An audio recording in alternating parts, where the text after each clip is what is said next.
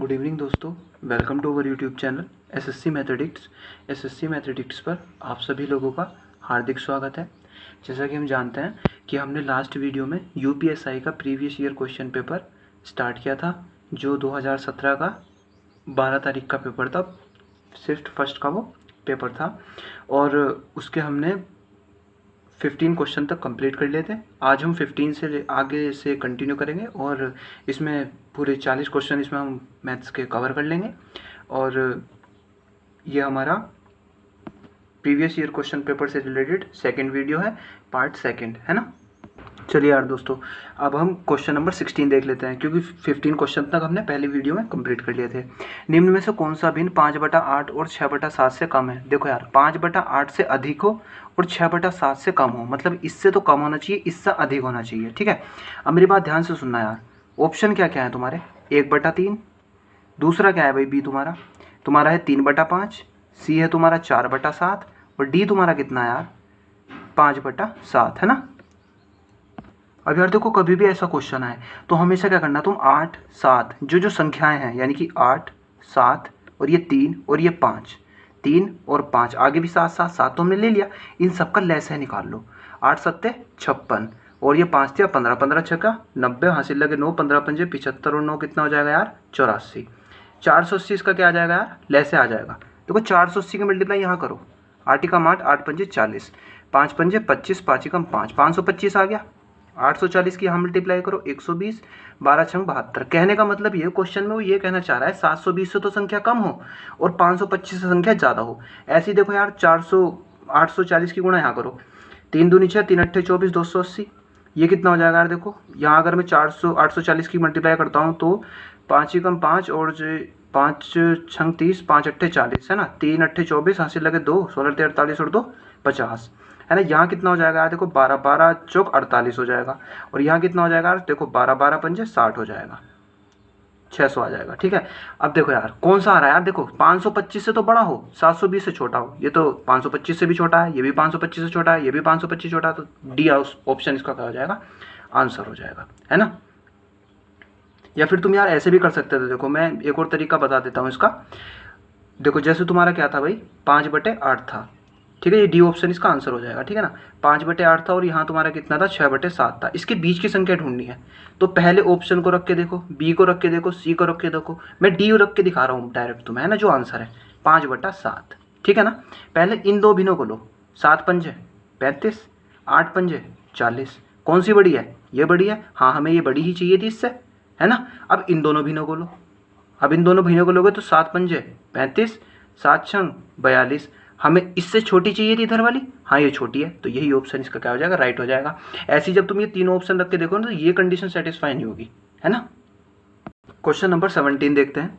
अगर 31-25 रुपया को 4% प्रति वर्ष की दर से 2.5 साल के लिए चक्रवृद्धि ब्याज दर पर निवेश किया गया, तो और ब्याज की गणना वार्षिक रूप से की जा रही है, तो अंतिम राशि प्राप्त क्या होगी?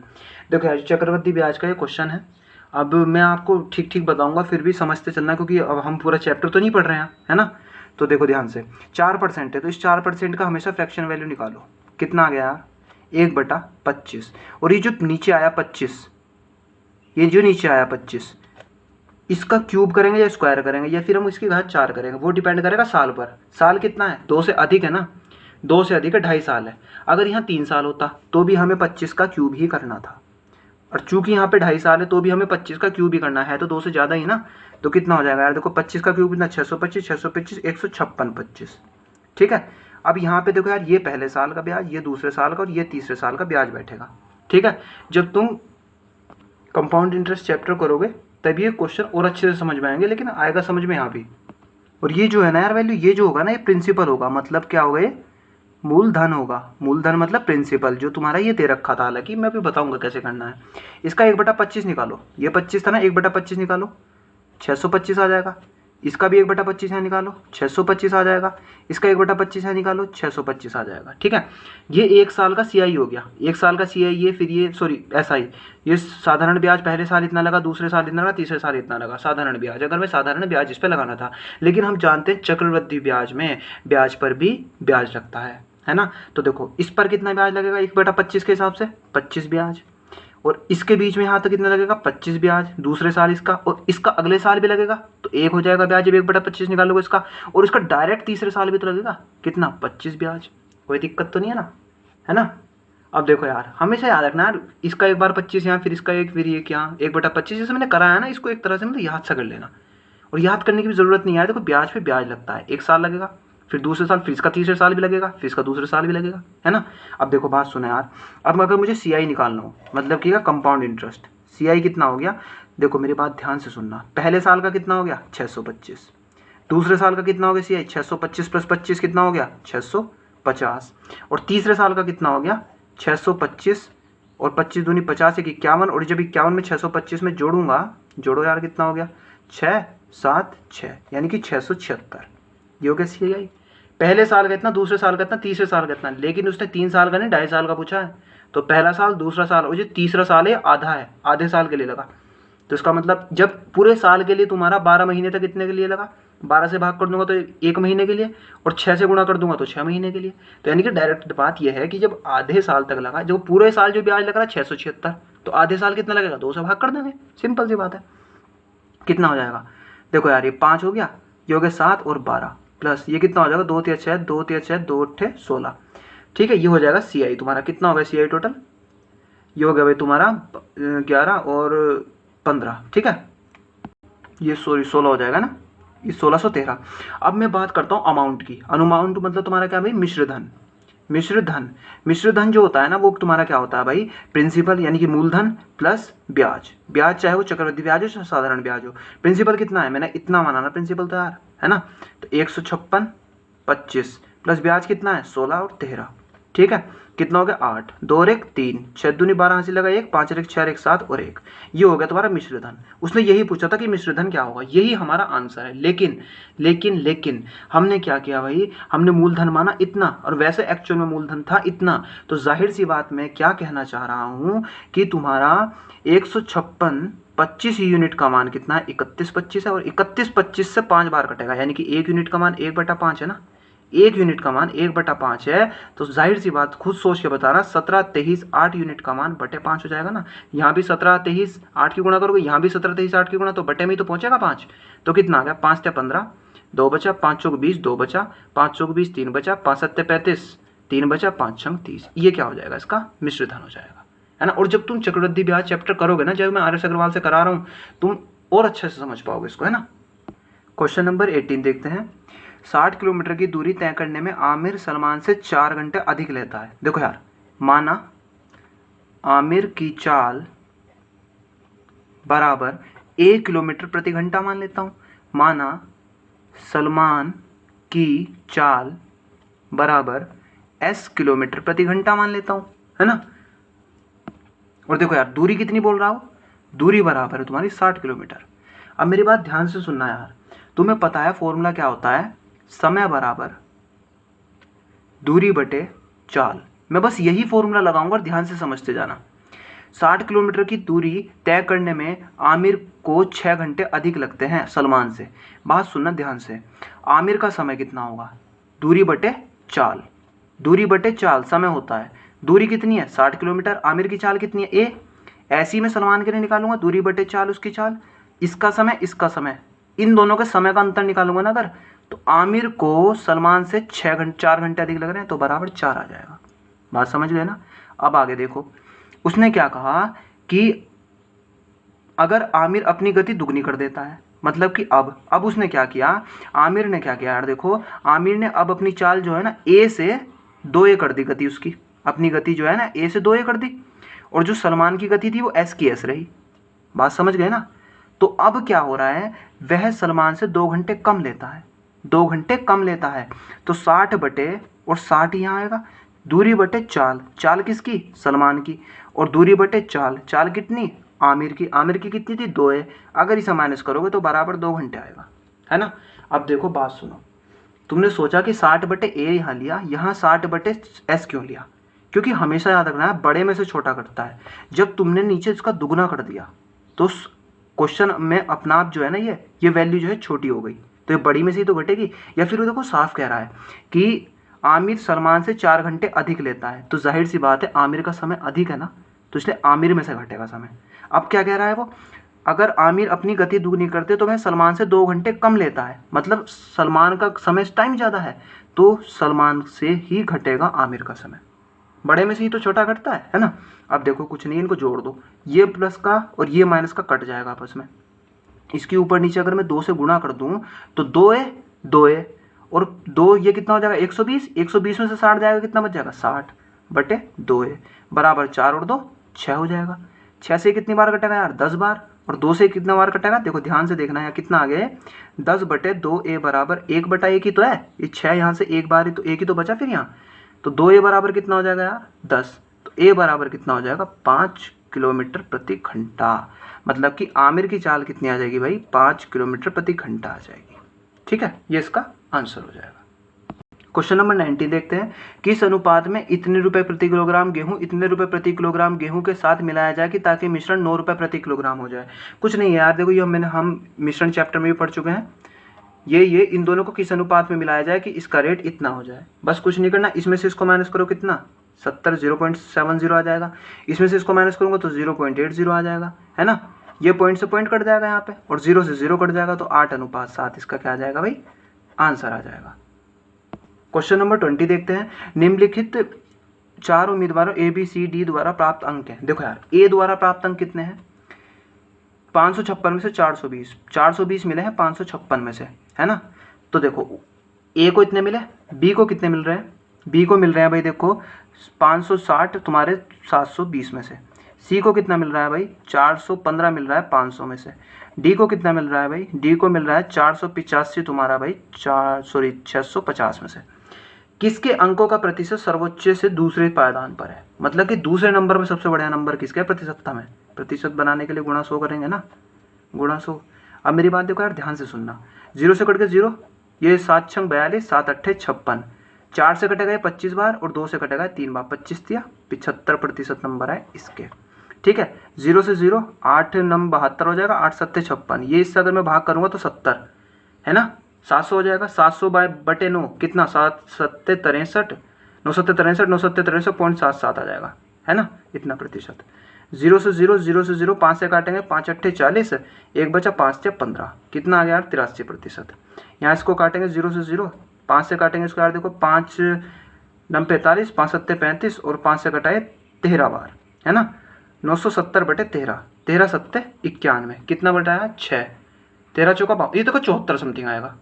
ये 83 है पहले नंबर पे, दूसरे नंबर पे कौन है यार ये है ना बी, तो बी ऑप्शन इसका क्या हो जाएगा, मतलब बी जो बंदा है ना उसके सबसे ज़्यादा नंबर है। जो ऑप्शन में बी होगा वही राइट आंसर होगा, बी ऑप्शन नहीं होने का राइट आंसर, जिस ऑप्शन में बी बंदा होगा वो आंसर होगा, क्योंकि इसके दूसरे नंबर पे मार्क्स सबसे ज़्यादा है। ये जो बी है ना भाई ये है ए ऑप्शन में, तो ए ऑप्शन में सही हो, ए ऑप्शन सही हो जाएगा इसका, क्योंकि उसमें बी दे रखा है ना। क्वेश्चन नंबर 21 देखते हैं, चिंटू ने एक घर के निर्माण के लिए इतना इतना बड़ा आयताकार भूखंड खरीदा। यार देखो मेरी बात सुनना, भूखंड जो तुम्हारा खेत होगा कोई, या फिर तुम्हारे शहर के आसपास या कॉलोनी के आसपास जो भी पार्क होगा, उसमें जो वो भूखंड खरीदा ना वो 46 इसकी चौड़ाई थी और 49 इसकी लंबाई थी, इस तरह से। ठीक है, इतना बड़ा पार्क था।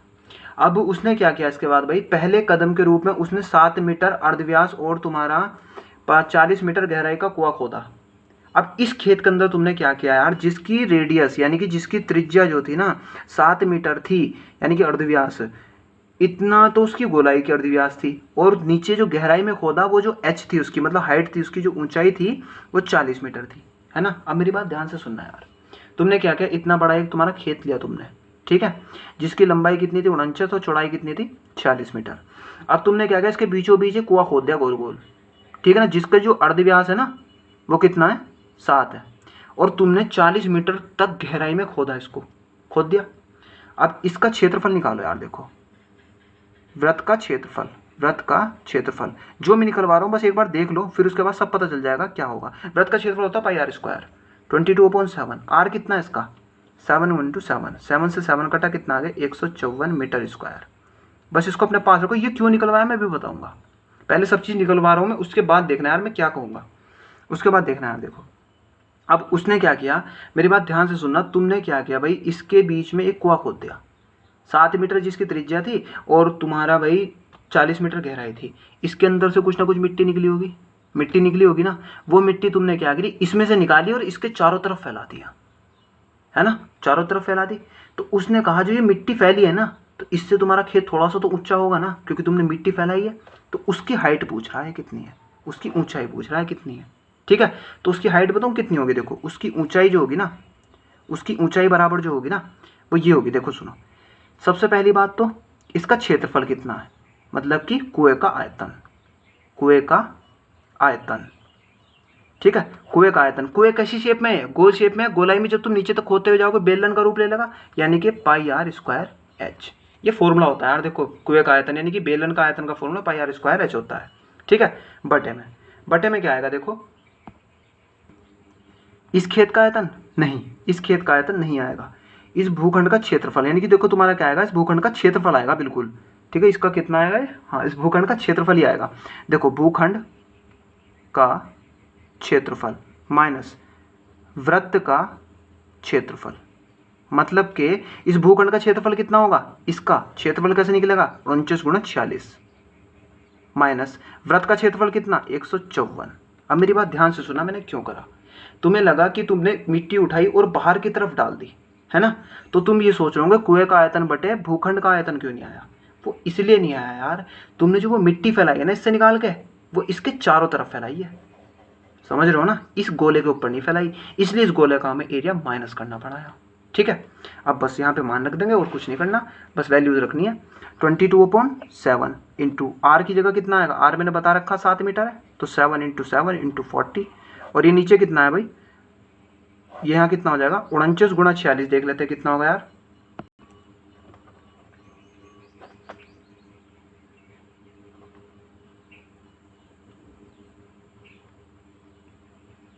ठीक है, ये होगा 2254। ठीक है, ये 2254 हो जाएगा इसका, माइनस 154।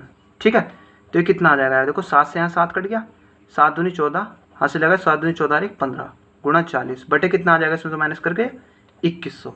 ठीक है, ये 0 से 0 कटा, 7 से काट देते हैं यार, देखो 7 से 21 0, 7 दूनी 14 एक बचा, 7 दूनी 14, 2 दूनी और 2 से कट गया 15 बार, 2 दूनी 4, 2 दूनी 4 बटे 15। अब इसको भाग कर लेंगे यार, देखो 15 दूनी 30 पॉइंट लगेगा, 14 बच गया ना पूरा पूरा, है ना, 15 नम्मा 135, 5 बचा और 15 दिया 45, तो 2.93 समथिंग इसकी क्या ऊंचाई आ जाएगी, है ना। और याद रखना यार, कभी भी ऐसा क्वेश्चन आए ना तो हमेशा याद रखना, ये जो तुम्हारा इतना बड़ा आय जो तुमने इसमें गड्ढा खोदा उसका आयतन ऊपर आएगा, नीचे इसका क्षेत्रफल आएगा, और माइनस जो तुमने वो कुआं खोदा है ना उसका क्षेत्रफल माइनस जरूर होगा इसमें से, है ना। क्वेश्चन नंबर 22 देखते हैं। एक छात्रावास में 50 विद्यार्थी है, अगर छात्रों की संख्या में 10 की वृद्धि होती है, देखो यार माना 10 की वृद्धि होती है तो रख रखाव में 40 रुपये प्रतिदिन बढ़ जाता है, जबकि प्रति व्यक्ति औसत खर्च में 4 की कमी आ जाती है, छात्रावास का प्रतिदिन मूल रख रखाव खर्च कितना है। देखो यार माना छात्रावास का रोज का खर्च बराबर x। अगर तुम किसी छात्रावास में, तुम किसी स्कूल में हो, उस स्कूल में टोटल खर्च x रुपये आता है एक दिन का x रुपये खर्चा आता है, और कितने बच्चे उसमें 50, तो एक बच्चे का कितना खर्चा आएगा, डिवाइड बाय 50 करना पड़ेगा, है ना। अब क्या हुआ कि बच्चे जो है ना 50 से बढ़कर 60 हो गए, 50 से बढ़कर 60 हो गए, क्यों, क्योंकि 10 बढ़ गए, 10 की वृद्धि हो गई, तो रख रखाव खर्च में 40 रुपये प्रतिदिन बढ़ जाते हैं। पहले कितने रुपए थे x रुपये, अब 40 रुपये बढ़ जाते हैं, बढ़ गए। और वो क्या कह रहा है, व्यक्ति और जबकि प्रति व्यक्ति औसत रख रखाव खर्च में 4 रुपए की कमी आ जाती है। एक मेरी बात ध्यान से सुनना यार, x रुपए तुम्हारा मूल खर्च है स्कूल का, और तुमने x बटा 50 कर दिया तो एक बच्चे का खर्च आ गया, और यहाँ तुमने क्या किया, मूल खर्च में 4 की वृद्धि हो जाती है जब 10 बच्चे और आ जाते हैं, तो प्रति व्यक्ति एक मूल खर्च आ गया, तो प्रति व्यक्ति मूल कितना खर्च बढ़ रहा है 4 रुपए, तो बराबर 4, अगर इसमें से मैं माइनस कर दूँ इसको, समझ रहे हो ना यार, देखो बात को, बस देखो इसका लैसे कितना आ जाएगा 300, ये 6 बार जाएगा 6x माइनस ये 5 बार 5x माइनस 520 बराबर 4। ठीक है, तो ये कितना हो जाएगा x माइनस 20 बराबर 4 दिया 12। अरे यार सॉरी, ये देखो यहाँ पे खर्च जो है 40 रुपये प्रतिदिन बढ़ रहा था, है ना, 40 था, ये 200 हो जाएगा, फिर ये हो गया 200 या और ये कितना बच गया एक्स। एक्स ये जैसे ही उधर जाके जुड़ेगा तो 1400 रुपये। कहने का मतलब ये है जब 50 बच्चे थे ना तो डेली का खर्च जो आ रहा था उस छात्रावास का 1400 रुपये आ रहा था। एक बार फिर ध्यान से देखते हैं, छात्रावास में 50 बच्चे थे, मैंने मान ले रोज का खर्च x रुपये बैठ रहा था, तो एक बच्चे का खर्च, यार एक बात बताओ, 50 बच्चे जो है रोज डेली 100 रुपये x रुपये खर्च कर रहे हैं, तो एक बच्चा कितने खर्च कर रहा होगा x बटे 50। फिर क्या हुआ कि 60 बच्चे हो गए और जो x रुपये खर्च हो रहे थे अब जो x प्लस 40 खर्च हो रहे हैं, तो ये भी एक बच्चे का आ गया।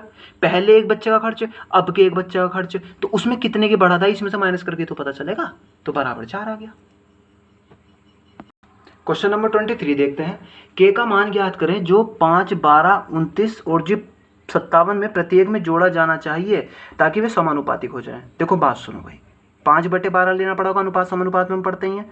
ऐसे अगर मान लो तुम्हारा a अनुपात b समानुपात b c अनुपात d होता है तो a बटा b बराबर c बटा d हो जाता है, बराबर 29/57 है। अब इसमें मुझे या तो 5 जोड़ना है हर जगह, या फिर 4 या फिर 3 या फिर 2, हर जगह जोड़ना है ताकि समानुपातिक हो जाए। देखो मैं सबसे पहले जोड़ रहा हूँ 5, 5 5 10, 12 5 17, 5 इसमें जोड़ोगे 34, 5 इसमें जोड़ोगे 62, क्या समानुपातिक हो गई? क्या ये बराबर आ गई एक दूसरे के? नहीं आई ना, तो ये ऑप्शन गलत हो गया। अब देखो यार तुम्हें हर ऑप्शन रख के नहीं देखना।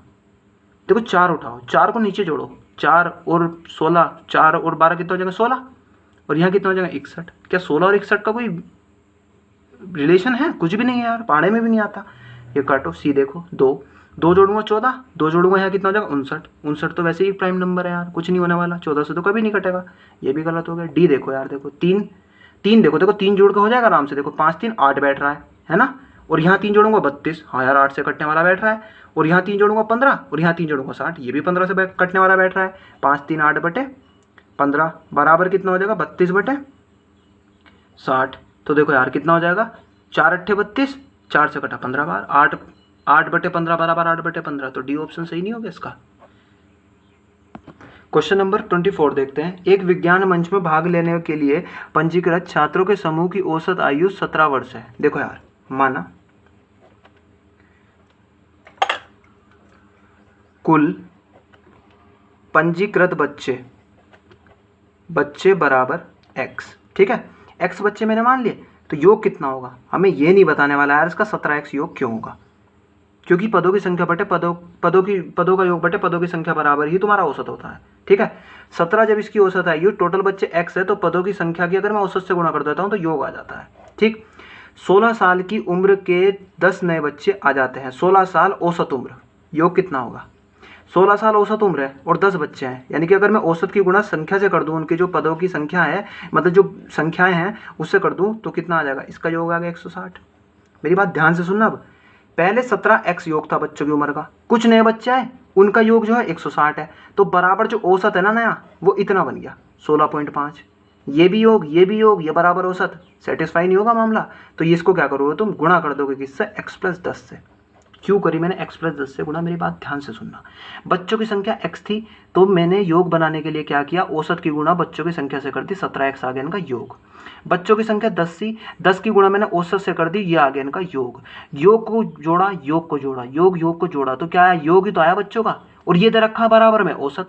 तो औसत को अगर मुझे योग बनाना है तो बच्चों की संख्या से तो गुणा करना पड़ेगा ना, और अब बच्चों की संख्या कितनी है? पहले x थी और अब 10 भी आ गए हैं, तो x + 10 होगी, ठीक है ना। 17x + 160 बराबर कितना हो जाएगा? ये 16.5x, और ये प्लस का हो जाएगा तुम्हारा 165। ये इसमें से जैसे ही घटेगा तो 0.5 ही तो आएगा ना यार, और ये जैसे ही इसमें से घटेगा 165 में से 160, 5 ही तो आएगा ना यार। तो x बराबर कितना आ जाएगा? 5/0.5, पॉइंट हटा, ऊपर 0 आ गया, तो कितना आ गया? 10। तो प्रारंभिक बच्चे कितने थे? प्रारंभिक संख्या ज्ञात करें जो बच्चों के लिए पंजीकृत थे, कितने? 10 इसका आंसर आ जाएगा। क्वेश्चन नंबर 25 देखते हैं। एक दुकानदार 300 रुपये में कुछ सामान खरीदता है। देखो यार, क्रय मतलब खरीदना क्या होता है? क्रय, CP, ठीक है। अगर ऊपरी व्यय लागत मूल्य का 20% है। अब तुमने क्या किया यार, मेरी बात ध्यान से सुनना, तुमने एक दुकानदार से 300 रुपये का फ्रिज लिया, ठीक है, ले लिया। अब तुमसे घर लाने में, जब तुम लेके आए ना 300 रुपये का, तो घर लाने में जो रिक्शा वगैरह में खर्च लगा वो तुम्हारे क्रय मूल्य का 20% था, तो यानी कि व्यय जो खर्च हुआ तुम्हारा 0 से 0 0 से 0 60 रुपये। तो अगर मैं टोटल बात करूँ ना यार, क्रय कितना बैठा? तो 300 + 60 बैठेगा, 360 रुपये। एक बात सोचो, तुमने 300 रुपये का फ्रिज लिया कोई, 60 रुपये उसे लाने ले जाने में लग गए, तो 360 का ही तो पड़ाना यार तुम्हें, है ना। अब उसने क्या कहा, 30% का लाभ कमाने के लिए किस कीमत पर बेचना होगा, मतलब विक्रय पूछ रहा है वो, और विक्रय मतलब तुम्हारा एसपी पूछ रहा है, तो क्रय मूल्य गुणा जो चेंज हुआ वो ऊपर आ जाएगा, कहने का मतलब 130/100। अब मैं ये नहीं बताऊंगा यार 130 ऊपर क्यों आया, है ना। 0 से 0, 0 से 0, 13 छंग 78, हासिल लगे 7, 13 ते 39 और 7 46, 468। देखो यार, अब मेरी बात ध्यान से सुनना, अगर मान लो विक्रय पूछता है तो हमेशा लाभ हानि में जो प्लस माइनस करना है वो ऊपर करेंगे हम, ठीक है। यहाँ 30% का लाभ था तो हमने 100 में क्यों जोड़ा, क्योंकि अगर वृद्धि या फिर लाभ कभी भी होता है तो उसे हम 100 में जोड़ के लिखते हैं, और अगर कमी या फिर हानि होता है तो उसको हम 100 में से घटा के लिखते हैं, या फिर अदरवाइज तुम फ्रैक्शन वैल्यू से कर सकते हो, है ना। 468 क्या हो जाएगा, इसका आंसर हो जाएगा। क्वेश्चन नंबर 26 देखते हैं।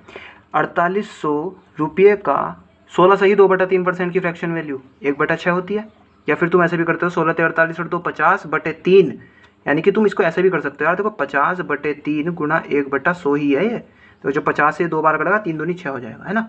और 0.25% यानी कि 25 परसेंटेज हट के नीचे 100, और ये कि पॉइंट हट के भी तो नीचे 100 आएगा, तो गुणा 100, 25 चौका 100, ठीक है।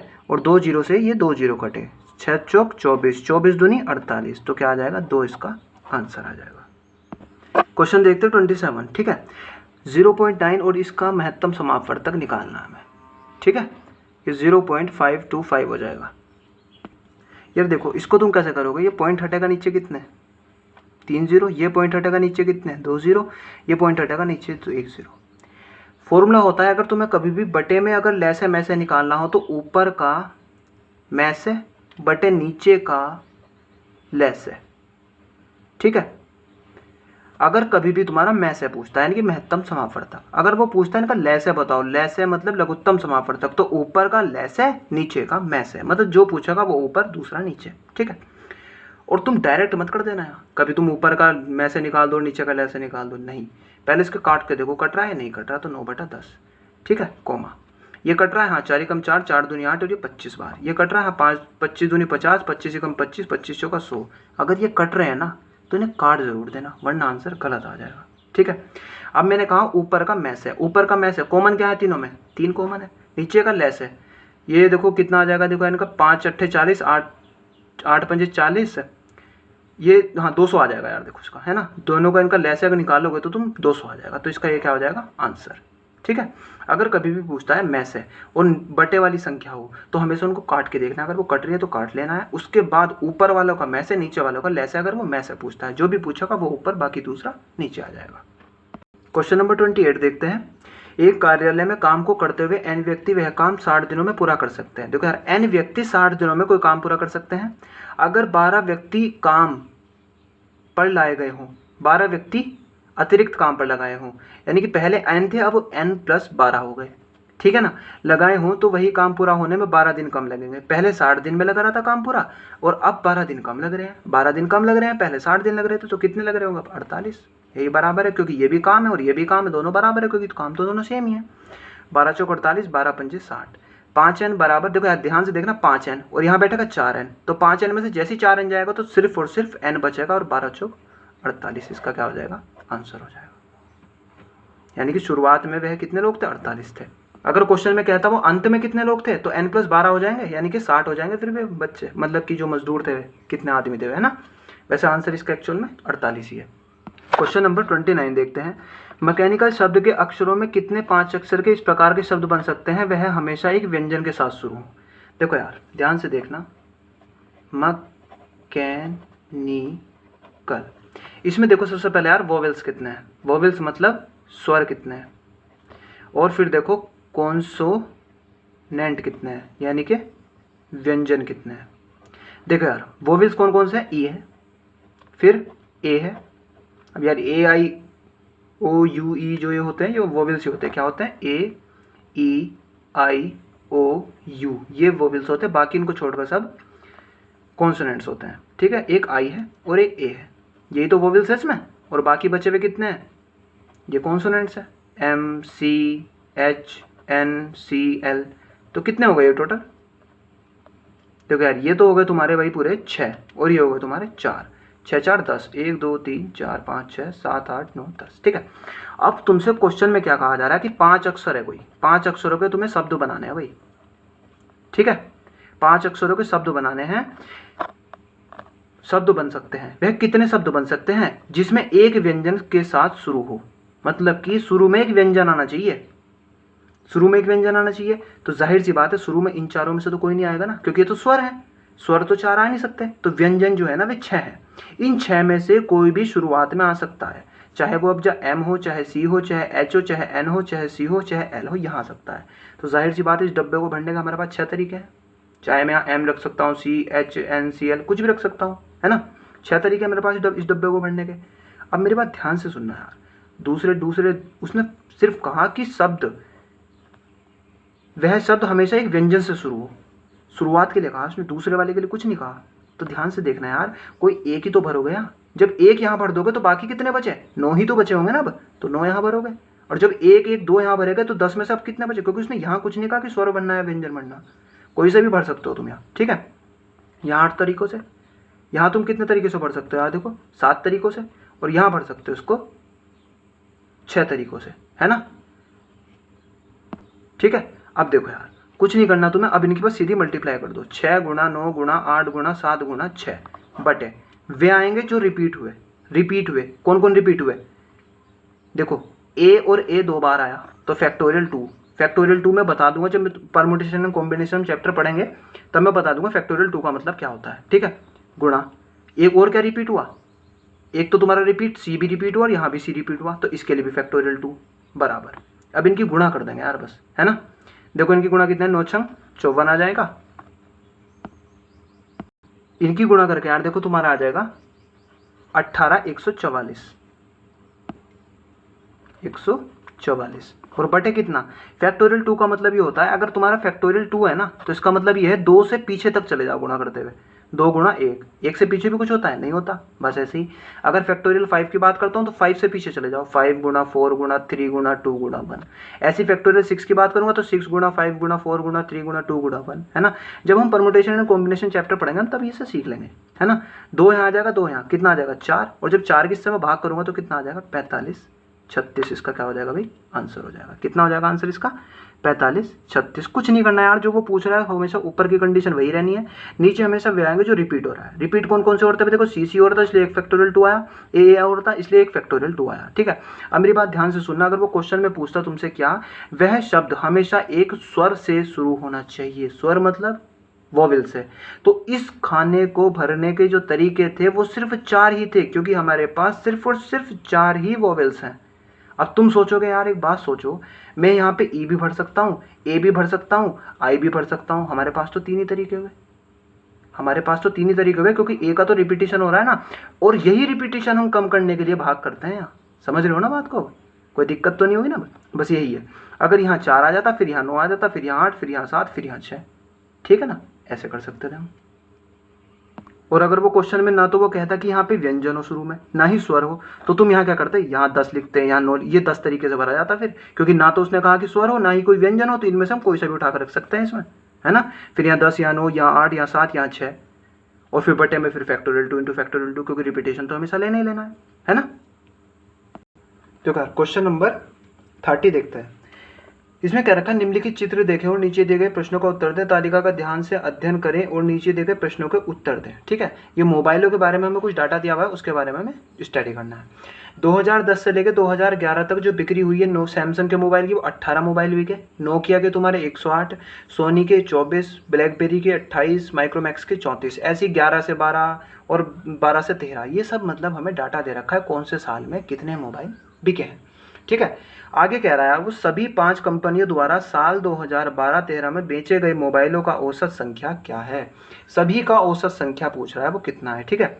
2012-13 में बेचे गए मोबाइल, 2012-13 में ये मोबाइल बेचे गए ना, इन सब का योग बटे पदों की संख्या, यानी कि 75 प्लस 105 प्लस 60 प्लस 70 प्लस 85 बटे कितने आ रही है? 1 2 3 4 5, तो 5 कर देंगे, बराबर कितना आ जाएगा यार? ये 395 बटे 5, ये कितना हो जाएगा भाई? 79, इसका आंसर आ जाएगा। क्योंकि उसने कहा 2012 से 13 में बेचे गए कुल मोबाइलों का औसत संख्या, 2012 से 13 का जोड़ देंगे, और जितनी बार ये जोड़े गए हैं उतनी बार ही क्या ही संख्या नीचे आ जाएगी, क्योंकि पदों का योग बटे पदों की संख्या औसत होता है, ठीक है। आगे क्या क्वेश्चन पूछ रहा है वो, कितनी कंपनियों में वर्ष 2010 से 11 की तुलना में वर्ष 2011-12 में बेचे गए मोबाइलों की संख्या से कम 50% की वृद्धि या कमी हुई है। देखो यार, उसने क्वेश्चन में कहा वर्ष 2010 से 11 की तुलना में 2011 से 12 में बेचे गए मोबाइलों की संख्या में कम से कम 50% की वृद्धि, मतलब कम से कम 50% की वृद्धि हुई हो, लेकिन अधिक कितनी भी हुई हो या कमी हुई हो। ठीक है, अब देखो यार, पहली बात सुना, 10 से लेके 11 तक की बात कर रहा है वो, मतलब कि 2010 से 11 और 11 से और 12 तक की बात कर रहा है, मतलब हमें यही डाटा लेना है, सिर्फ ये दो वाला। ठीक है, अब देखना, बात ध्यान से सुनना। अगर मैं बात करता हूँ सैमसंग की, सैमसंग के मोबाइल में कितने की वृद्धि हुई। देखो यार, 18 से 36 हो गए, है ना, 18 से, अब मैं देखो क्वेश्चन यार हाइड कर रहा हूँ, है ना, क्वेश्चन देख लेना आप, 18 से 36 हो गए। क्या मैं कह रहा हूँ कि वर्ष ये 2010 से 11 का है और ये 11 से 12 का इधर है, 18 से तुम्हारे भाई 36 हो गए, तो कितने हुए, कितने की वृद्धि हुई 18 से 36 में, 36 माइनस 18, 18 बटे 18, जो पहले वाला होता वही बटे माता परसेंटेज के लिए, गुणा 100, 18 से कटा 18, कितना, 100% की वृद्धि हुई। ऐसी अगर मैं नोकिया में देखता हूँ, नोकिया में क्या हुआ भाई तुम्हारा, 108 हुआ। ये मतलब 2010 और 11 में जो था ना 108 था, 108 से बढ़कर तुम्हारा अब 2011-12 में ना 81 हो गया, सॉरी घट गया, है ना, कितना घटा, देखो यार 7, और तुम्हारा घट गया ये 7 और 2 27 बटे कितना आ जाएगा, 108 ही आएगा, गुणा 100, ये 9 तिया 27, 9 एकम 9, 9 दूनी 18, 3 चौक 12, ये आ गया तुम्हारा, ये देखो 25% की कमी। क्यों यार, 18 से 36 बड़ा घटा, वृद्धि हुई ना फिर यहाँ, और ये 108 से 81 हो गए, मतलब 2010-11 में जो नोकिया के मोबाइल थे 108 बिके, लेकिन 2011-12 में तुम्हारे कितने बिके, 81 बिके। देखो यार, यहाँ दिखा रहा है ना 108 से तुम्हारा 81 हो गया, है ना, ऐसी तो किया मैंने अभी बस। अब देखो आगे क्या कह रहा है वो, उसके बाद हम देख लेते सोनी के मोबाइल। सोनी के जो मोबाइल थे वो पहले 24 बिके और अब तुम्हारे 32 बिकने लगे, तो कितने की वृद्धि हुई, 8 की वृद्धि हुई, कितने पे, 24 पे, गुणा 100, 8 या 24, कितना भाई 33, सही, 1/3% वृद्धि। बात समझ रहे हो। अब देखो क्वेश्चन में आगे क्या कह रहा है, ब्लैकबेरी के जो मोबाइल थे वो 28 से बढ़कर 42 हो गए, मतलब कि 2010-11 में 28 बिक रहे थे और 42 बिकने लगे 2011-12 में, है ना, तो कितना हुआ, 28 से 42 से कितने की वृद्धि हुई, 14 की वृद्धि हुई, कितने पर, 28 पर, गुणा 100, 14 दूनी 28, 2 से कटा कितनी बार, 50% की वृद्धि हुई। ठीक है, अब आगे बात क्या कर रहा है, आगे कह रहा है देखो यार, किसको, माइक्रोमैक्स को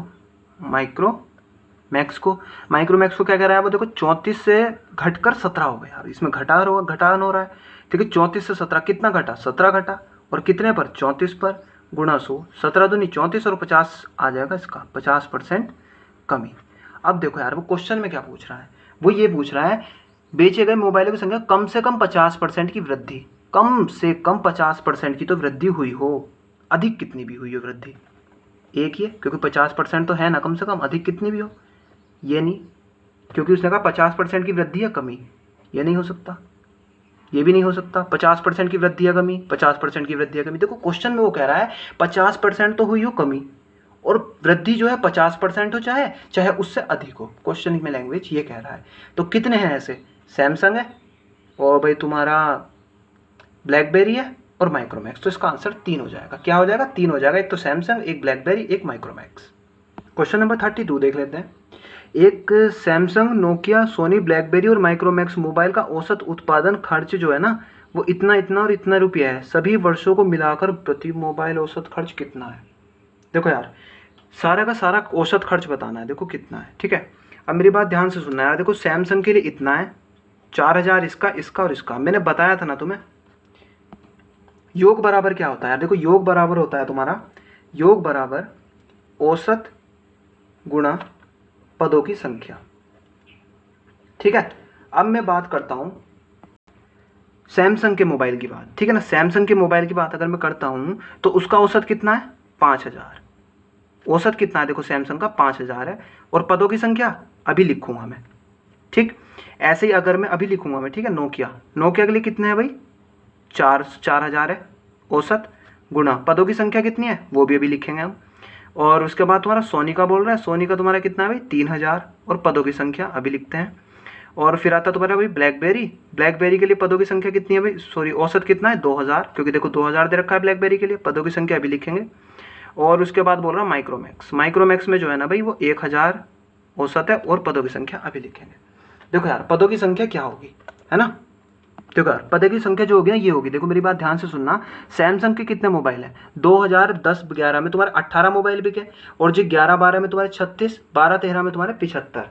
तो तुम्हारे टोटल मोबाइल कितने हो जाएंगे सैमसंग के, 18 + 36 + 75 कितना हो जाएंगे टोटल, ये हो जाएंगे तुम्हारे भाई 129। कितने हो जाएंगे भाई, 129 हो जाएंगे, ठीक है 129। ऐसे ही देख लेते हैं, देखो यार तुम्हारा नोकिया के लिए 108 + 81 + 105, क्योंकि नोकिया के टोटल मोबाइल कितने हैं, ये नोकिया के मोबाइलों की संख्या ही तो है हर साल, तो इनको देख लेते हैं कितना बैठा है यार इसकी संख्या है, ये बैठेगी भाई तुम्हारी 294, तो गुणा कर देंगे इसकी 294 से, ठीक है। और फिर उसके बाद तुम्हारी सोनी के मोबाइलों की संख्या कितनी आई, ये हो जाएगी इसकी सोनी की मोबाइलों की संख्या, इसको जोड़ देंगे कितना हो जाएगा यार 116, ठीक है। फिर ऐसे ही जब तुम आगे ये जो ब्लैकबेरी का जोड़ोगे, फिर माइक्रोमैक्स का जोड़ोगे, तो ये आ जाएगा 140 और ये आ जाएगा तुम्हारा 136, है ना। अब देखो ये क्या आ गए, इनके सबके योग आ गए, इन सबको जोड़ लो।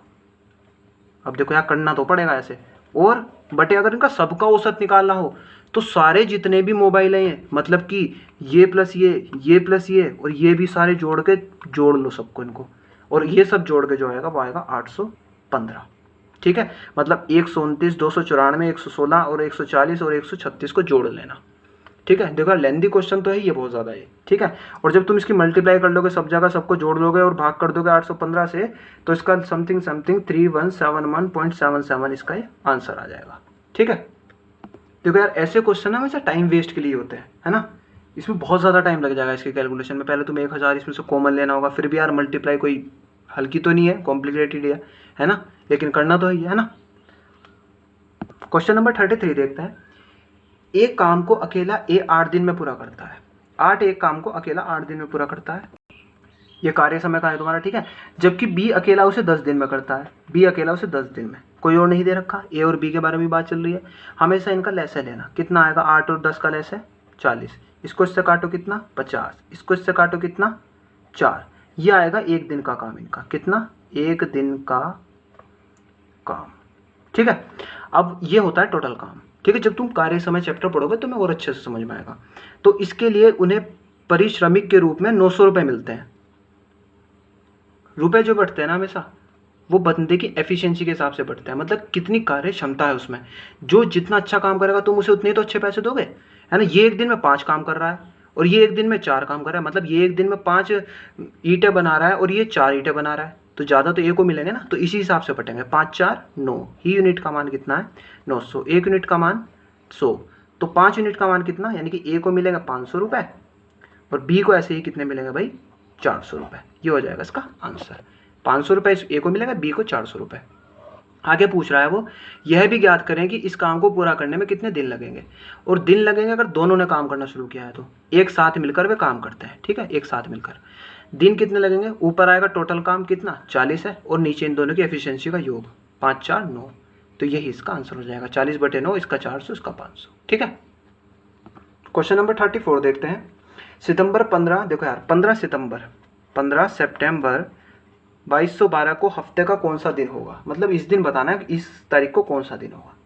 देखो यार ध्यान से सुनना, अगर थोड़ा सा देखो कितने दिन है, कौन सी तारीख है 15 प्लस सितंबर के वो डेज, मतलब सितंबर को कितने महीने होते हैं 30 को भाग करो 7 से, कितना बचा 2, रिमाइंडर लेना शेषफल, यानी कि कितने से भाग गया, प्लस इसको ना तुम लीप ईयर में तोड़ लो, मतलब के अधिवर्षों में तोड़ लो, यानी कि 2000 प्लस 212 इसको मैं लिख सकता हूँ, और इसमें लीप वर्षों की संख्या कितनी होगी 212 में, मतलब कि इसमें लीप वर्षों की संख्या का मतलब अधिवर्षों की संख्या, 4 से भाग करो इसे, 4 पंजे 20, 4 तिया 12, इसका मान हो जाएगा 0, क्योंकि हम जानते हैं अगर कितने भी साल हैं अगर वे 400 के मल्टीपल में हैं, और हम पहले 400 सालों में जानते हैं कि कितने ऑड डेज होते हैं, कितने विषम दिन होते हैं 0, तो जब 400 सालों में भी ऑड डेज जो विषम दिन है वो 0 हैं, तो 400 के मल्टीपल वालों में भी 0 होंगे, है ना। ये कितना हो जाएगा देखो 17 प्लस 0, ये कितना हो जाएगा 5 6 और 2 265, इसको जोड़ो यार देखो, इसका अगर 7 से भाग करूँ तो कितना रिमाइंडर बचेगा प्लस 3, इसको 7 से भाग करूँ तो 7 से 21 और बचा 5 7 7 49 प्लस 9 9 और 3 कितना हो जाएगा यार, देखो 12, है ना। अरे यार ये 6 होगा ना, एक मिनट को देखो एक बार फिर से देखते हैं। 7 से भाग करो इसको कितना 3, प्लस यहाँ से कितना, अच्छा 6 बचेगा यहाँ से, हाँ, और 7 के कितना हो जाएगा 9, 6 और 3 9, इसको फिर से 7 से भाग करो कितना आ गया 2, यानी कि +2 विषम दिन बच रहे हैं। +2 पे कितना होता है, हमारा सप्ताह किससे स्टार्ट होता है, मंडे से। मंडे से अगला क्या होगा ट्यूसडे, तो 2 पे क्या आ जाएगा ट्यूसडे, इसका आंसर आ जाएगा। अब देखो यार ये तुम्हें थोड़ा सा समझ में आएगा, थोड़ा नहीं, वैसे समझ में तो आया होगा, लेकिन जब तुम कैलेंडर चैप्टर करोगे ना तो और अच्छे से समझ में आ जाएगा, है ना। मतलब मंगलवार इसका क्या आ जाएगा यार दोस्तों, आंसर आ जाएगा मंगलवार। क्वेश्चन नंबर 35 देखते हैं। किसी भी समुच्चय ए के लिए ए डैश ब्रैकेट होल्ड डैश, अच्छा देखो यार ए डैश उसके ऊपर एक और डैश है, ये किसके बराबर होगा, क्वेश्चन में ये पूछा जा रहा है, ठीक है। अब मेरी बात यार देखो ध्यान से सुनना, ए डैश के ऊपर देखो यार ऐसे होता है, ये एक फैमिली होती है पूरी, इस पूरे डब्बे को हम कहते हैं यू, इसको कहते हैं यूनियन, ठीक है ना, इसमें सब कुछ आता है, और इसके अंदर एक छोटा सा बच्चा है ए, है ना। मेरी बात ध्यान से सुनना यार, इस पूरे यू में से इतना बच्चा ए है, तो ये जो बाहर का हिस्सा बचा ये बाहर वाला हिस्सा, क्या ये u माइनस ए नहीं बचा, u माइनस ए तो है, और इसको मैं a डैश भी तो लिख सकता हूं, मतलब कि a से बचा हुआ हिस्सा a डैश, समझ गए ना, है ना, मतलब कि u माइनस ए ही लिखेंगे इसको, है ना। अब जब मेरी देखो बात सुनना, तो a डैश को मैं क्या लिख सकता हूँ, a डैश को मैं क्या लिख सकता हूँ, a डैश को ध्यान से देखना यार, सिर्फ इस a डैश की जगह मैं क्या लिख सकता हूँ, देखो बात सुनना, ये पूरी फैमिली क्या है, ये पूरा डिब्बा जो है वो u है ना, और इसके अंदर छोटा सा ये a है, तो ये जो बाहर का हिस्सा बचा ये u माइनस ए तो बचा, और इसको a डैश लिख सकता हूँ मैं, जो हिस्सा a के पास है वो a, और जो a के पास हिस्सा नहीं है वो a डैश से हम दिखाते हैं, ठीक है। तो इस a डैश की जगह क्या मैं u माइनस ए नहीं रख सकता, तो इस a डैश की जगह क्या मैं u माइनस ए नहीं रख सकता हूँ ना। अब मेरी बात ध्यान से सुनना यार, है ना, यूनियन में से a घटाओ, इस पूरे डब्बे में से a घटाओ, ये घटा दिया, यही तो हिस्सा बचा, ये वाला जिसमें मेरा पेन चल रहा है, यही तो हिस्सा बचा ना, जिसमें ये गोल गोल स्प्रिंग्स हैं, यही तो हिस्सा बचा, और इसका भी उल्टा कर दूं मैं तो यही तो बचा फिर, तो कितना हो जाएगा ए, ये हो जाएगा इसका आंसर। ये चैप्टर भाई हमने पहले पढ़ चुके हैं 11th-12th क्लास में, और 9th क्लास में भी पढ़ते थे हम इसको। समुच्चय नाम होता था इसका सेट्स का, जिसमें रिलेशन डोमेन रेंज वगैरह होती थी। तो इसको हम चैप्टर को हम एक बार फिर से करेंगे, कुछ टाइम बाद हम इस चैप्टर को भी करना स्टार्ट करेंगे। अभी हमारा फिलहाल के लिए अलग चैप्टर चल रहा है ना, तब आपको और अच्छे से समझ में आ जाएगा।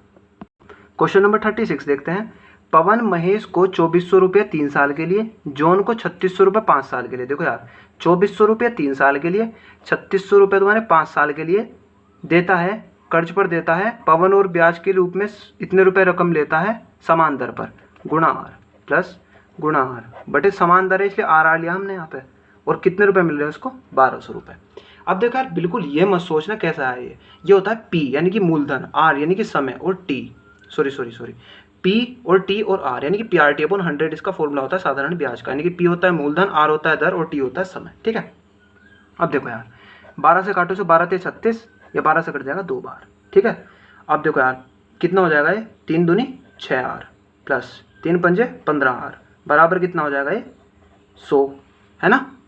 अब देख लेते हैं, देखो कितना आ जाएगा ये, R बराबर 100, कितना 21, 100/21, इसको भाग करना पड़ेगा यार, 21 चौक 84, कितना बचा 6, 1 16, पॉइंट लगा 0 बड़ा, तो 8 से जाएगा नहीं 7 से चला जाएगा, है ना, 7 × 7, 7 दूनी 14, बचा 3 और 1, तो फिर से ये 0 लगा देंगे और ये 6 बार चला जाएगा, 4.76 के लगभग इसका आंसर आ जाएगा, मतलब इसकी जो R हो जाएगी 4.76% के लगभग इसकी R हो जाएगी। क्वेश्चन नंबर 37 देखते हैं। थ्यागू को 5 विषयों में, देखो यार पहला विषय, दूसरा विषय, तीसरा विषय, चौथा विषय, 5वां विषय, ठीक है ना, जो अंक 50% अंक मिलते हैं और इस अनुपात में मिलते हैं 20, 18, 16, 14, 12 के अनुपात में है। अगर उत्तीर्ण अंक अधिकतम अंक का 60% और प्रत्येक विषय के समान अधिकतम अंक परीक्षा में वह कितने विषयों में अनुत्तीर्ण रहा। देखो यार माना अधिकतम अंक बराबर अधिकतम अंक वे जिसमें टोटल में से आते हैं तुम्हारे 100 में से, जैसे 12 नंबर आ गए, 13 नंबर आ गए, क्योंकि ज़्यादा तो आए नहीं, है ना। जैसे 100 में से तुम्हारे 80 आ गए, 95 आ गए, तो 100 क्या है यहाँ पे अधिकतम अंक है, तो मैंने मान लिया 100 जो है वो अधिकतम अंक है। तो उत्तीर्ण अंक कितना है भाई, उत्तीर्ण अंक बराबर कितना 60%, 100 का 60% निकालोगे कितना यार, देखो 60 ही आएगा। 60 पर तुम पास हो, अधिकतम अंक कितने 100 हैं, ठीक है, बात सुनना ध्यान से क्वेश्चन की। थ्यागू को 50 विषयों में औसतन अंक 50% अंक मिलते हैं। 50% अंक मिले हैं औसतन। कितने अंक मिले थ्यागू को? मिले अंक, थ्यागू को मिले अंक बराबर कितना हो जाएगा? देखो यार टोटल कितना है, 100 में से ये नंबर है, 100 में से इतना है, 100 में से ये है, 100 में से ये है, 100 में से ये है, तो कितना होगा? 500। इसी 500 का 50% अंक मिले हैं थ्यागू को। 50% बोल रहा ना वो, 0 से 0 यानी कि 5 पंजे 25, 250 अंक कुल मिला के मिले हैं थ्यागू को।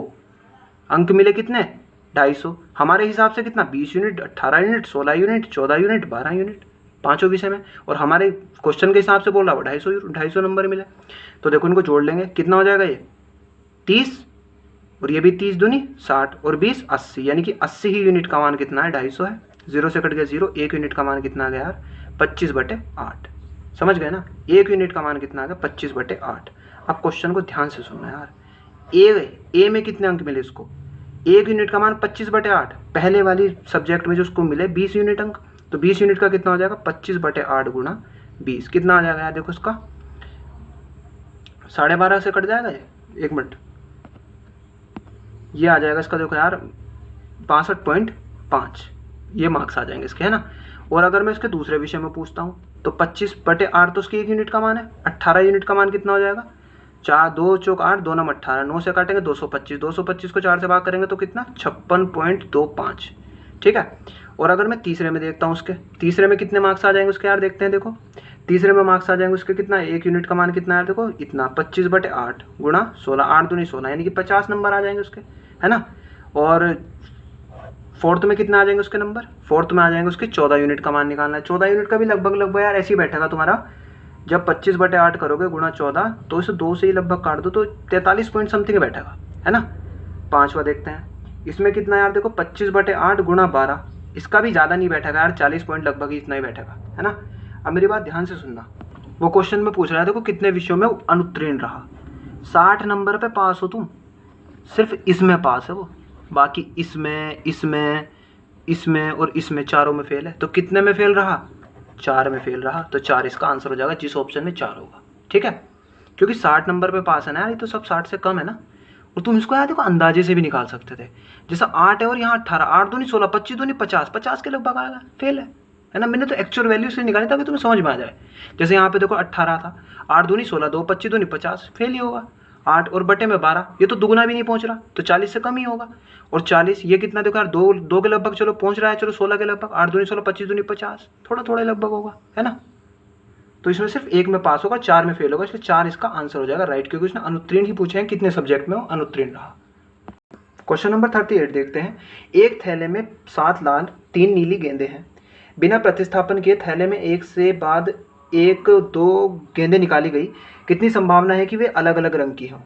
देखो यार बात सुनो, ये क्वेश्चन तुम्हारा अलग टाइप का है थोड़ा, मतलब ये सिर्फ यूपीएसआई में ऐसे क्वेश्चन आते हैं, मतलब ये प्रोबेबिलिटी जैसे क्वेश्चन होते हैं जो परमुटेशन कॉम्बिनेशन से रिलेटेड होते हैं, है ना। देखो यार क्वेश्चन में कह रहा है एक थैले में 7 लाल गेंद 7 लाल गेंद है, 3 जो है वो नीली गेंदें हैं, है ना, 3 नीली गेंदें हैं। मेरी बात ध्यान से सुनना, टोटल कितनी गेंदें हैं? 10 गेंदें हैं ना, 7 और 3 10। इसमें से कितनी निकाली? 2, 10c/2, ठीक है, अपॉन हमेशा वो आएगा।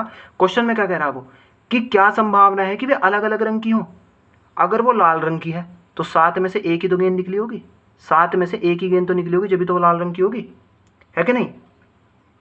देखो यार भाई यार गड़बड़ करिए। देखो सबसे पहले कह रहा है वो कि 7, उसने कहा कितनी संभावना है कि वह अलग अलग रंग की हो। सबसे पहली बात, अगर वो लाल रंग की है तो 7 में से एक ही गेंद तो निकली होगी लाल रंग की, है ना, गुणा अगर वो नीली है तो 3 गेंदों में से एक ही तो निकली होगी नीले रंग की, है ना। और बटे में हमेशा वो आता है जो टोटल होता है, मतलब 10 में से 2 गेंदें निकली है ना। अब देखो इसको सोल्व कर लेते हैं। 7 को सिर्फ एक बार लिखो, क्यों? क्योंकि जो नीचे तक होती है ना वैल्यू, वहां तक ही खोला जाता है।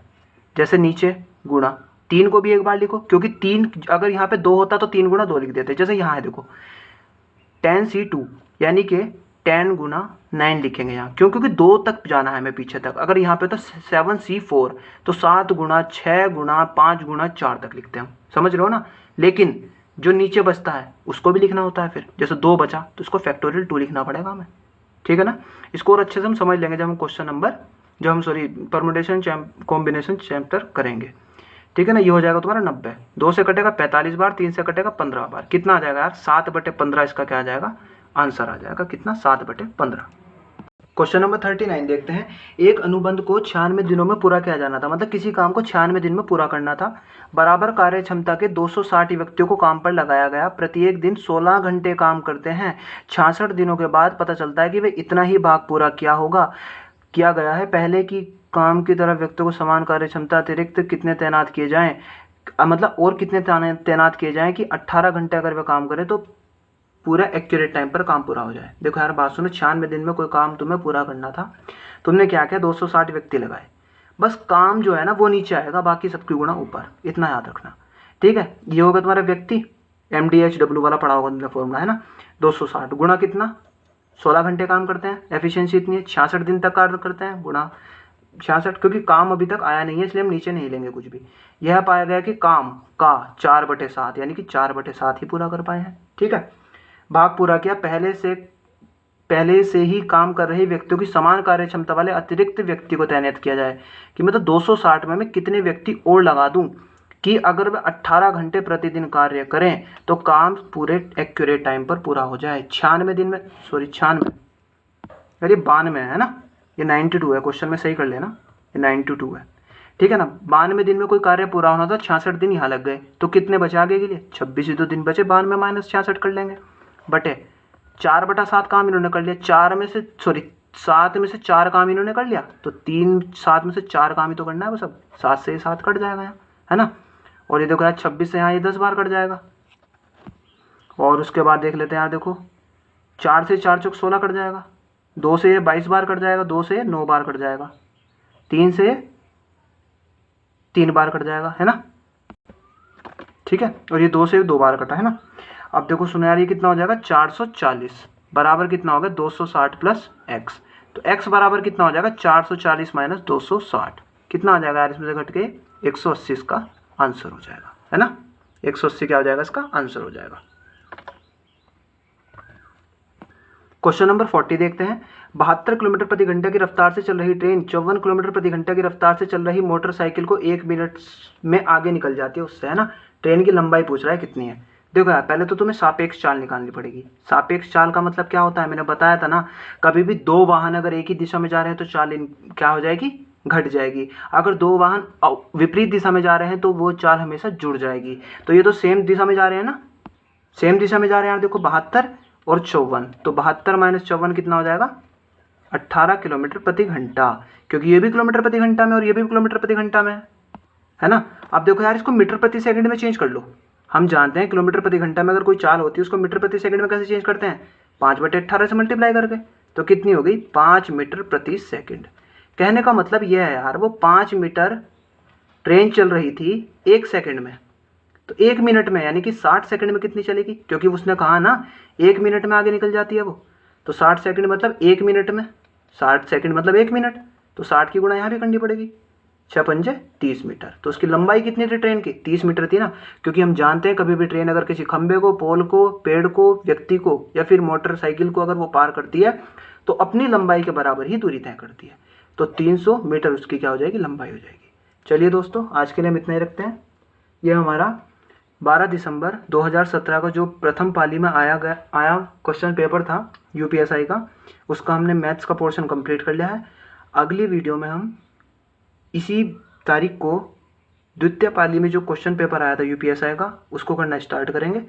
अगर वीडियो आपको अच्छा लगता है तो लाइक कीजिए, शेयर कीजिए एंड कमेंट कीजिए, और अगर आप हमारे चैनल पर नए जुड़े हैं तो सब्सक्राइब कीजिए। धन्यवाद।